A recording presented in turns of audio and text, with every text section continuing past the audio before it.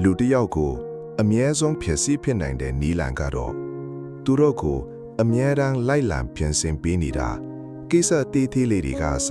လိုက်ဖြိုးနေတာပါပဲတင်ကတော့ကူညီပေးနေတယ်လို့ပဲထင်ကောင်းထင်လိမ့်မယ်ဒါပေမဲ့လိုက်လံပြင်ဆင်ပေးခြင်းဆိုတာ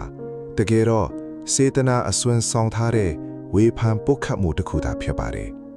ဝေဖန်ပုတ်ခတ်မှုတွေဟာလူတစ်ယောက်ရဲ့ကိုယ်ယုံကြည်မှုကိုတဖြည်းဖြည်းချင်းအသေးသက်သွားတတ်ပါတယ်ငယ်ငယ်ကအယမ်းတော်ပြီးထက်မြက်ခဲ့ပြီးမဲ့ကြီးလာတဲ့အခါမှာတော့စကားနဲ့ပြီးစိတ်ဓာတ်ကြကစိုးရိမ်တော့ကများတဲ့လူကြီးတယောက်ဖြစ်သွားတာမျိုးကိုမြင်ဖို့ပါသလားသူတို့ဟာပြင်းရည်ပြီးမွေးဖွားလာကြတာမဟုတ်ပါဘူးသူတို့ဟာအမြဲတမ်းလိုက်လံပင်စင်အဖြစ်အနာစာရှာဖွေခံခဲ့ရလို့ပါစိတ်ပညာအရာရှင်းပြရရင်တော့တင်ဦးနောက်မှာကိုပြန်လေပြင်ဆင်ဖို့ကြီးထွားဖို့နဲ့လိုက်လျောညီထွေးဖြစ်အောင်နေထိုင်ဖို့ကူညီပေးတဲ့မော်တာဆဲတွေရှိပါတယ်ဒါပေမဲ့အမြဲတမ်းအပြစ်အနာစာအပြောခံရတဲ့အခါအဲ့ဒီစနစ်ကြီးကရပ်တန့်သွားတတ်ပါတယ်ဥပမာအားဖြင့်တင်ကမောပန်းလိုဖုန်းလေးကြည့်မိအေးစီစီနားနေတဲ့အချိန်မှာဒီတော့ရောက်ကဖုန်းချလိုက်စမ်းမျက်စိပြတ်နေမယ်လို့လာပြောတာမျိုးတင်ကစားထိုင်တော့ညီတော့ခါကိုမတ်ထိုင်စမ်းထိုင်တာဘာဖြစ်နေတာလဲလို့အမိန့်ပေးတာမျိုးတင်ကအခန်းကိုတန့်ရှင်းရေးလုပ်ပေးထားတာတော့မှတယောက်ယောက်ကဒီလောက်ရိုးရှင်းတဲ့အလုပ်လေးကိုတော့မင်းသေးချာမလုပ်ကြဘူးလားလို့အပြစ်ပြောလာမျိုးတွေပေါ့ဒါတွေကကိစ္စသေးသေးလေးတွေလို့ထင်ရပေမဲ့စူးမိလာတဲ့အခါမှာတော့တင်ဦးနောက်ကကိုတီးတိုးရည်ရွယ်လာပါတော့တယ်ငါဘာတစ်ခုမှမှန်အောင်မလုပ်နိုင်ပါလားအဲ့ဒီနောက်မှာတော့တင်ဟာကြိုးစားခြင်းစိတ်တွေကုံဆုံးလာမယ်အလုပ်တွေကိုအချင်းဆွဲလာမယ်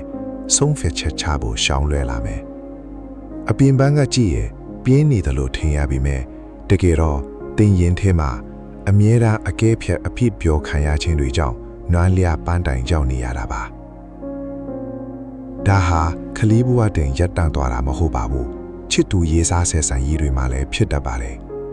တင်ရဲ့အဖော်ကတင့်ကိုအမြဲတမ်းလိုက်ပြင်နေတာဟာစိုးရင်လို့မဟုတ်ပါဘူးစိုးရင်ပူပန်မှုကိုအကြောင်းပြုပြီးတင့်ကိုချုပ်ခန့်ချင်တာဖြစ်ပါတယ်အချင်းကြာလာတာနဲ့အမျှတင်ဟာကိုယုံကြည်တော့ပဲအရာရာကိုတန်းတရားဝင်လာလိမ့်မယ်ဆုံးဖြတ်ချက်တွေမချနိုင်တော့ပဲ